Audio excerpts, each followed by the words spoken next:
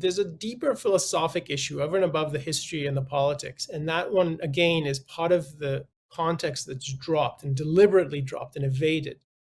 And that is, yes, the UN voted for a partition, and you can cling to that if you're on the side of the Israelis and say, look, we were on the right side of this decision, and you can point fingers and say the Palestinians were not, and so forth. And that's fine. But the deeper question is, should there have been any partition? Should there have been any state for Israel and any state for the Palestinians and the Arabs in the area? And that's the philosophic question. And I actually think the Israelis deserve to have a state because they were moving in the direction of a state that did and does now enable people to live in freedom and prosper and build and produce. Whereas what I think would have been expected of the Palestinian state is the opposite. It's what you see in all the neighboring regimes, which is they're authoritarian monarchies or theocracies, and not at all conducive to human life. We don't know what that would have looked like. Oh, actually, we do know, because the history, as we'll see, does point to what the Palestinian state looks like. But that's an important issue. What are the conditions? What are the moral premises that make your claim to statehood valid or invalid? And that's just completely ignored here. So we start with map one, where everything is Palestine except for this white growth, which is Jewish settlements. Then the white growth increases and the Palestinian decreases, and it's shrinking. And oh no, how could this possibly be the right way this should be going? This is a problem.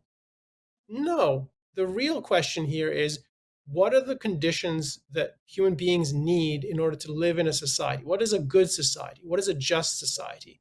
That's the principle that should govern who is entitled to a claim to statehood and for what kind of state. And that is completely ignored. And it's important for people looking at this map to ask themselves, why is that question not being put on the table? Why is it being pushed out of the way so that I'm led to think that the Palestinians are being victimized by this white growth on the map labeled Israel? That's an important question anyone who's touting this map should be answering. And Elan, just to clarify something, because there might be people out there with bad faith and they will say, so what you're actually saying is that you would know already from 1947 that the Arabs in the area would not be able to create a state that will do what is the function of a state, what should be the function of a state, which is to support the rights of its citizens. And the answer is yes, we knew it already then, and it has nothing to do with any ethnic origins. It had to do with their ideas. It had to do with their ideologies.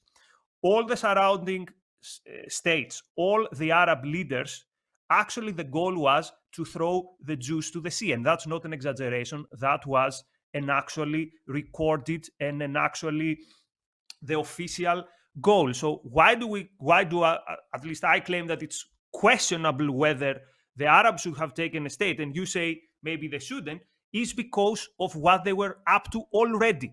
So it has nothing to do with the fact that they are Arabs or the others are Jews. The question is, the government that you're about to install there, will it function in the way a government should function?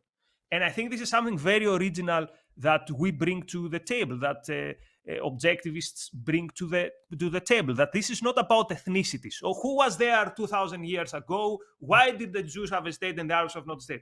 The question is, what type of government are you going to install there?